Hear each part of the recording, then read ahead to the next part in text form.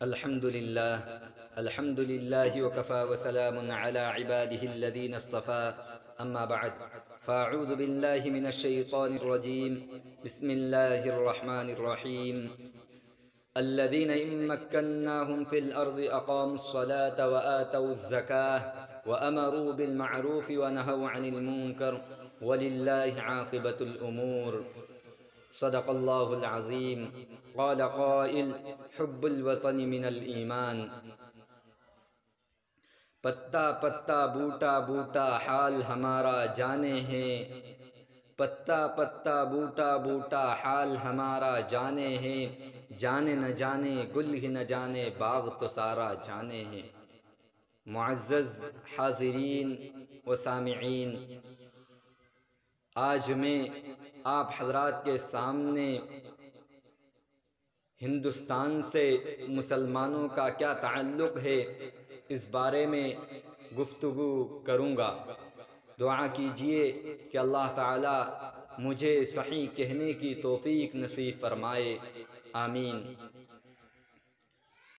دوستو، ہندوستان میں مسلمانوں کے بارے میں کچھ ایسے تلخ خیالات اور نازیبا نظریات کا اظہار کیا جاتا ہے، بلکہ افواہوں اور جھوٹے پروپیگنڈوں کے ذریعے ایسی غلط فہمیاں اور بدگمانیاں پھیلائی جاتی ہیں جس سے ہندوستانی عوام کے ذہنوں میں خلش، دلوں میں تعصب اور مزاجوں میں شدت پیدا ہوتی جا رہی ہے۔ اس موضوع پر کلام کرنے کی ضرورت اس لیے پیش آئی تاکہ حقائق کو بے نقاب اور سچائیوں کو بے حجاب کر کے یہ واضح کر سکوں کہ ہندی مسلمان مادر وطن میں ہمیشہ سنجیدہ، مخلص اور بے لوث رہا ہے۔ تاریخ کے ہر دور اور گردش ایام کے ہر موڑ پر اپنے وطن عزیز کے لیے لازوال قربانیاں پیش کی ہیں، جن سے تاریخ ہند کا ایک ایک ورق، ایک ایک صفحہ، ایک ایک سطر مزین، مرصع اور مجلہ ہے۔ اٹھائے کچھ ورق لالا نے کچھ نرگس نے کچھ گل نے، اٹھائے کچھ ورق لالا نے کچھ نرگس نے کچھ گل نے، چمن میں ہر طرف پھیلی ہوئی ہے داستاں میری۔ دوستو، آج اس محفل میں سب سے پہلے اس بدگمانی اور غلط فہمی کا ازالہ ضروری معلوم ہوتا ہے کہ سرزمین ہند مسلمانوں کا حقیقی وطن نہیں ہے، بلکہ یہ دوسرے ممالک اسلامیہ کے مہاجر ہیں، بلکہ اس ملک پر قابض ہو گئے ہیں۔ اس سے دو قدم آگے بڑھ کر یہ کہا جاتا ہے کہ اس ملک کا اغوا کر لیا ہے۔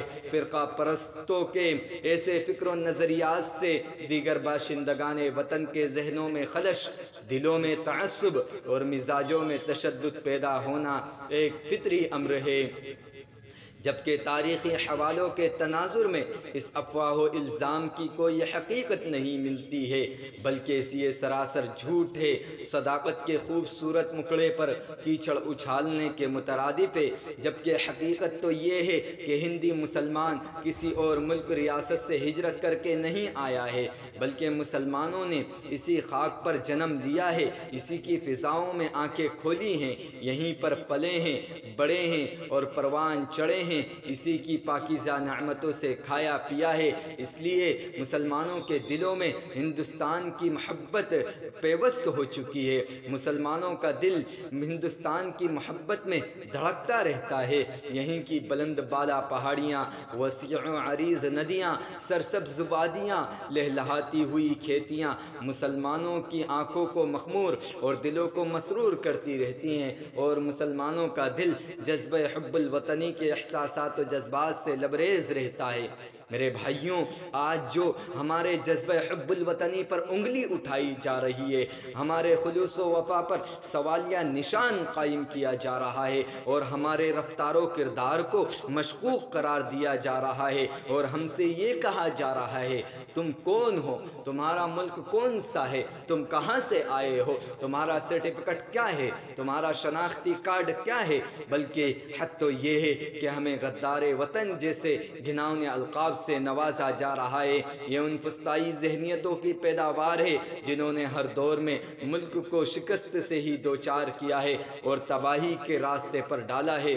میرے بھائیوں، جہاں تک مسلمانوں کی بات ہے تو چاہے وہ مغل شہنشاہوں کا طویل ترین دور حکومت ہو یا انگریزوں کا زمانہ اقتدار ہو یا عرصہ جنگ آزادی کا سلگتا ہوا ماحول ہو یا پھر تقسیم وطن کی خوفناک فضا ہو یا پھر آزادی کے بعد کا ہندوستان ہو، مسلمانوں نے ملک کی وفاداری اور جانثاری کا ثبوت دیا ہے۔ مسلمانوں نے جہاں پر ملک کی تعمیر و ترقی کے لیے اپنی صلاحیتیں اور استعدادیں صرف کی ہیں، وہیں پر مسلمانوں نے ملک کے حفاظت و صیانت کے لیے اپنی گردنیں بھی کٹوائی ہیں۔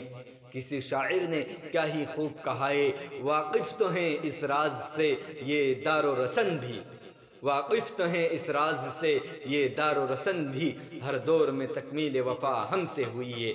جی ہاں، ہم نے اس ملک کی تحفظ و ترقی کے لیے تاریخ ساز اور مثالی کارنامے انجام دیے ہیں۔ ہم سے پہلے ملک کی جو حالت و کیفیت تھی اسے دنیا جانتی ہے۔ نہ امن و امان تھا، نہ قانون و ضابطہ تھا، نہ مستحکم نظام حکومت تھی، نہ رواج انصاف و عدالت تھی، نہ اخلاقی بنیادوں پر دلکش تہذیب و تمدن تھی، نہ انسانی تقاضوں پر مبنی طرز معاشرت کی بہاریں تھیں، نہ متفرق اور منتشر حصوں میں اتحاد و سالمیت تھی۔ سنو، آج جو یہ جملہ زبانوں کا نعرہ بنا ہوا ہے بلکہ گاڑیوں، مکانوں، پوسٹروں اور بینروں پر مرتسم نظر آتا ہے، لکھا ہوا دکھائی دیتا ہے، میرا بھارت مہان۔ ذرا یہ بھی تو سوچو، جس بھارت کے عظیم و مہان ہونے پر سب کو فخر ناز ہے، اسے عظیم و مہان بنایا کس نے؟ یہ بھی ہمارا ہی کارنامہ ہے۔ ہم سے پہلے ملک مختلف حصوں، مختلف ٹولیوں، مختلف یونٹوں اور مختلف ٹیموں اور متعدد ٹکڑیوں میں بٹا ہوا تھا۔ چھوٹی چھوٹی ریاستیں اور جاگیرداریاں تھیں جنہیں ہم نے بزور شمشیر و تدبیر ختم کر کے ایک متحد اور منظم ہندوستان تعمیر کیا اور بھارت کو مہان بنایا۔ ہمارے دور اقتدار میں اتنی خوشحالی اور فارغ البالی تھی کہ ملک کو سونے کی چڑیا کہا جاتا تھا۔ ہم نے انگریزوں کی طرح ملک کو لوٹا نہیں، بلکہ ہمارے پاس جو مادی اور روحانی نعمتیں تھیں وہ سب کچھ دے دی۔ حق و انصاف پر مبنی نظام حکومت کی داغ بیل ہم نے ڈالی، اخلاقی اقتدار و روایات کو فروغ ہم نے دیا، اخوت و بھائی چارگی کا درس ہم نے دیا، محبت و الفت کی قندیلیں ہم نے روشن کی، مختلف و متضاد مذاہب کے پیروکاروں کو آپس میں مل جل کر رہنا ہم نے سکھایا، محبت و الفت کی قندیلیں روشن ہم نے کی، مختلف و متضاد مذاہب کے پیروکاروں کو آپس میں مل جل کر رہنا ہم نے سکھایا، علم، فن، تحقیق و ریسرچ، تہذیب و تمدن کی پاکیزہ طرز معاشرت کی بہاریں ہم لے کر آئے۔ میرے بھائیوں، جب وطن پر عیار اور مکار انگریزوں کا منحوس سایہ پڑا تو ہم نے آخری دم تک یہ کوشش کی کہ ملک پر ان غداران وطن کا تسلط قائم نہ ہونے پائے، اس لیے ہم نے باقی ماندہ ہمت رہی صحیح قوت کی بازی لگا دی، بلکہ اپنے لہو کا آخری قطرہ تک نچوڑ دیا۔ تاریخ ہند سے پوچھو تو صحیح، وہ کون تھا جس کے سامنے انگریزوں سے بغاوت کی پاداش میں بیٹوں کے سر تھالی میں سجا کر ناشتے میں پیش کیے گئے تھے، جس نے انگریزوں کے سامنے سر نہ جھکا کر ملک کے ناموس پر مٹ جانے کو ترجیح دی تھی اور کالے پانی کی اسارت کے زمانے میں خاک وطن کی محبت میں تڑپتا رہا اور حکومت چھن جانے سے زیادہ افسوس اس حرمہ نصیبی پر کرتا رہا۔ اے خاک وطن، حیف صد حیف تیری آغوش میں آسودہ خاک ہونے کے لیے 2 گز زمیں بھی نہ مل سکی۔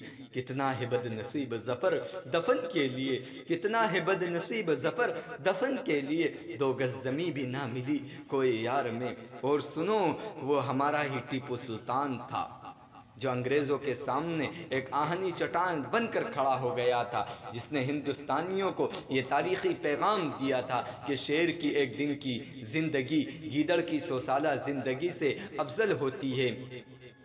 وہ مرد مجاہد ملک کو سامراجی طاقتوں سے بچانے کے لیے آخری سانس تک برسرے پیکار رہا اور لڑتے لڑتے اپنے گرم لہو سے خاک وطن کو لالا زار کر دیا۔ بہرحال جب یہ فصیل اعظم زمیں بوس ہوئی تو انگریزوں کے لیے میدان بالکل صاف تھا، وہ چیل کووں کی طرح پورے ملک میں پھیل گئے اور مادر وطن پر اپنا فریر لہرا دیا۔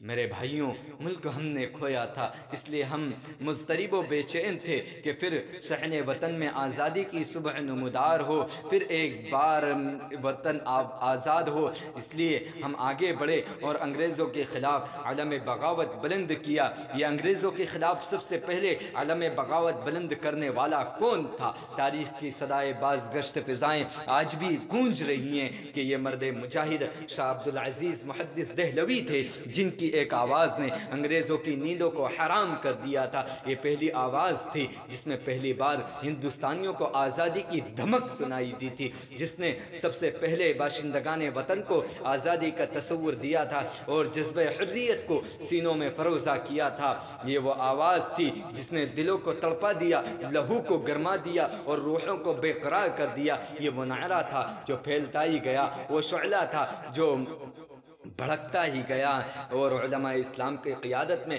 ایک فوج ترتیب پائی جس نے کئی میدانوں میں انگریزوں کے ساتھ مورچہ لیا۔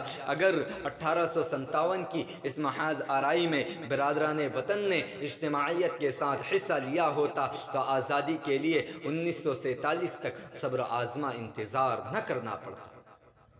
لیکن آج جب قومی تہواروں اور دیگر مواقع پر آزادی کے متوالوں اور جیالوں کو خراج عقیدت پیش کیا جاتا ہے تو ہمارے ناموں کے ساتھ بھی تعصب برتا جاتا ہے۔ اس پر طرح امتیاز یہ ہے کہ جنہوں نے اپنے ذاتی مفاد کے لیے انگریزوں کے ساتھ ساز باز کی تھی، جو چند سکوں اور ٹکڑوں کے لیے مادر وطن کا سودا کر رہے تھے، انہیں دیش بھگت اور مجاہد آزادی جیسے رفیع الالقاب سے نوازا جا رہا ہے، اور جنہوں نے ملک کی آزادی کے خاطر لڑائیاں لڑیں، گردنیں کٹوائیں، وطن کو آباد کرنے کے لیے اپنے گھر بار کو اجاڑا، جیل کی کالی کوٹریوں میں صعوبت و اذیت کی زندگیاں گزاری، پھانسی کے پھندوں پر جھولے، کالے پانی کی سزائیں جھیلیں، فرقہ پرستوں نے انہیں مجاہد سے ملزم بلکہ مجرم حتیٰ کہ غدار وطن اور دیش دروہی ثابت کرنے کے لیے ایڑی سے چوٹی تک کا زور لگا ڈالا۔ مگر ظالموں، حقیقت ہوتی ہے جو چیختی ہے،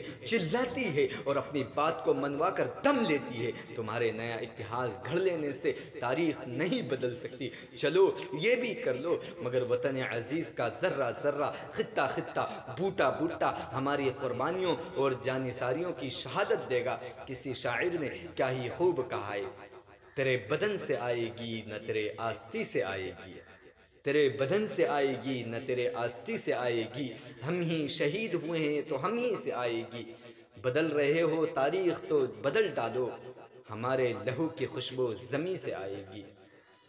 دوستو، وطن آباد ہوا، اس کے فوراً بعد انگریزوں کی سازش، غداروں کی کوشش اور اپنوں کی شورش نے تقسیم وطن کا مسئلہ لا کھڑا کیا۔ اس تناظر میں بھی ہمارا کردار بے داغ، ہماری روش مبنی بر جذبہ حب الوطنی رہی۔ جن احمقوں اور ناعاقبت اندیشوں نے تحریک تقسیم کو قبول کیا وہ بوری بستر باندھ کر جانے لگے، مگر جب ہمارے جانے کا سوال آیا تو ہمارے دلوں نے پکارا، ہماری روحوں نے آواز لگائی، ہمارے جذبہ حب الوطنی نے شور ماتم برپا کیا کہ ہم نہیں جائیں گے۔ کیوں؟ اس لیے کہ یہ ہمارا ملک ہے، یہ ہمارا وطن ہے، یہیں پر ہمارے اکابر و اسلاف کے مقبرے ہیں، یہیں پر ہمارے آباء و اجداد مدفون ہیں، یہیں پر ہماری مسجدیں ہیں جو سجدوں کے لیے ترس جائیں گی، یہیں پر ہمارے مدارس ہیں جو قال اللہ و قال الرسول کی صداؤں سے محروم ہو جائیں گے۔ اس لیے ہم نے تحریک تقسیم کے جواب میں یہ نعرہ بلند کیا کہ ہم نہیں جائیں گے، ہم نہیں جائیں گے، ہم نہیں جائیں گے۔ اور سن لو، یہ نعرہ کل کے لیے بھی تھا اور آج کے لیے بھی ہے اور ہمیشہ کے لیے رہے گا۔ جدا بدن سے نئے پیرہن ہوں گے، جدا بدن سے نئے پیرہن ہوں گے، وطن کے ہوتے ہوئے ابنا بے وطن ہوں گے۔ مطالبہ ہجرت کا ہم سے مت کرنا، یہیں جئیں گے، یہیں مریں گے اور یہیں دفن ہوں گے۔ دوستو، کیا آزادی کے متوالوں نے اسی لیے اپنی گردنیں کٹوائی تھیں؟ کیا آزادی کے بعد باشندگان وطن ایک دوسرے کی گردن پر ترشول اور تلوار چلائیں؟ کیا آزادی کے متوالوں نے اسی لیے اپنا خون بہایا تھا کہ ہندوستانی عوام ایک دوسرے کے خون سے اپنی پیاس بجھائے؟ کیا ان سرماؤں نے اسی لیے جیل کی صعوبتیں جھیلی تھیں، کالے پانی کی سزائیں جھیلی تھیں، تاکہ بعد میں لوگ ایک آزاد ملک کو جیل خانہ محسوس کرنے لگیں؟ ان جیالوں نے انگریزوں کے خلاف اسی لیے محاذ کھڑا کیا تھا تاکہ بعد میں لوگ مذہب و ملت، قوم و جماعت، مسجد و مندر کے نام پر ایک دوسرے سے محاذ آرائی کرنے لگے۔ نہیں، بلکہ ان شہیدان وطن نے ایک آزاد ہندوستان کا سپنا دیکھا تھا، ایک جمہوری طرز حکومت کی آرزو کی تھی، ایک مشترکہ تہذیب و تمدن کی حسرت کی تھی، ایک ایسا ملک جہاں حریت و آزادی کی فضائیں ہوں، جہاں امن و امان کی عطر بیز ہوائیں ہوں، جہاں اخوت و بھائی چارگی کی ادائیں ہوں، جہاں محبت و الفت کی پھول کھلیں، جہاں لوگ تئے دل سے ایک دوسرے سے ملیں، جہاں دوسروں کے جذبات کی پاسداری کا مزاج ہو، جہاں پر سب کو اپنے اپنے مذہب، اپنے اپنے مسلک پر کھل کر چلنے کی آزادی ہو۔ مگر ان فرقہ پرستوں نے تو مجاہدین آزادی کی امیدوں پر پانی پھیر دیا، ان کے دلکش خوابوں کو چکنا چور کر دیا، ان کی تمناؤں کو خاک میں ملا دیا، انہیں کرسی اور اقتدار کے لیے شرپسندی اور تعصب پرستی، قتل غارت گری، فتنہ انگیزی کی ایسی آگ بھڑکائی کہ پورا ملک اس میں سلگ رہا ہے، تباہی اور بربادی کی کھائیوں میں جا رہا ہے، امن امان کے پرندے رخصت ہو رہے ہیں، فارغ البالی اور خوشحالی خواب ہو کر رہ گئی ہے، عدل انصاف عنقا ہو چکا ہے۔ میرے بھائیوں، جدھر دیکھو اختلاف و انتشار ہے، جدھر دیکھو اضطراب و بے چینی ہے، جدھر دیکھو شک و تذبذب کی کالی گھٹائیں ہیں، جدھر دیکھو بے یقینی اور بے اعتمادی کی زہریلی ہوائیں ہیں، جدھر دیکھو نفرت کا ماحول ہے، جدھر دیکھو تعصب کی فضائیں ہیں، جدھر دیکھو تشدد کا مزاج ہے، جدھر دیکھو انسانی لہو کی ارزانی ہے، جدھر دیکھو جرائم کرائم کی کثرت ہے، جدھر دیکھو چور بازاروی، رشوت خوری، سیاستدانوں کی رسہ کشی، حکومت میں آنے کے لیے دسیسہ کاری، فتنہ انگیزی، گنڈوں اور بدماشوں کی پشت پناہی، ارباب حکومت کی بدعنوانی، گبن، گھٹالے، ملک کے خزانوں پر ہاتھ کی صفائی، بھوک مری، غریبی، احساس عدم تحفظ، خطرات کے لہراتے ہوئے سائے، خوف و دہشت کا آسیب ہے، یہ تمہاری کارستانیاں ہیں جنہیں تم نے ملک کو دیے ہیں، یہ تمہارے تحائف ہیں جو تم نے ملک کو دیے ہیں۔ مسلمانوں کے کردار پر کیچڑ اچھالنے والوں، ان سے ان کا سرٹیفکیٹ مانگنے والوں، مسلمانوں سے ان کا شناختی کارڈ مانگنے والوں، مسلمانوں کی وفاداری پر سوالیہ نشان قائم کرنے والوں، آئینے میں اپنی شکل تو دیکھو، کتنی بدہیبت اور خوفناک ہے، اپنے عظیم الشان کارناموں پر بھی نظر ڈالو، کس قدر سیاہ ہیں، اپنے کرتوتوں کو بھی دیکھو کس قدر کالے ہیں۔ تم اپنی روش اور کردار سے پھر ایک بار ملک کو تقسیم کی طرف لے جا رہے ہو، مگر یاد رکھو ہم اس مادر وطن کے ہونہار فرزند ہیں، ہم اس ملک کے دوبارہ ٹکڑے نہیں ہونے دیں گے۔ لاکھ تلوار اٹھے فرقہ پرستی کی مگر اے وطن ہم تیرے ٹکڑے نہیں ہونے دیں گے۔ دعا کرتے ہیں کہ اللہ تعالیٰ اس وطن کو ہمیشہ آزاد رہنے دے، کسی شریر کے شرارت سے اس ملک کی حفاظت فرمائے، آمین۔ وآخر دعوانا ان الحمد للہ رب العالمین۔